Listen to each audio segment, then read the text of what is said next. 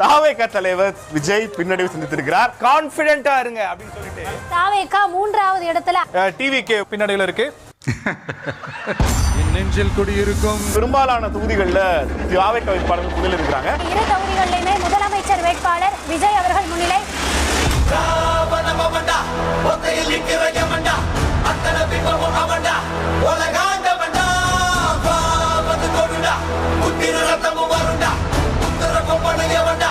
Holy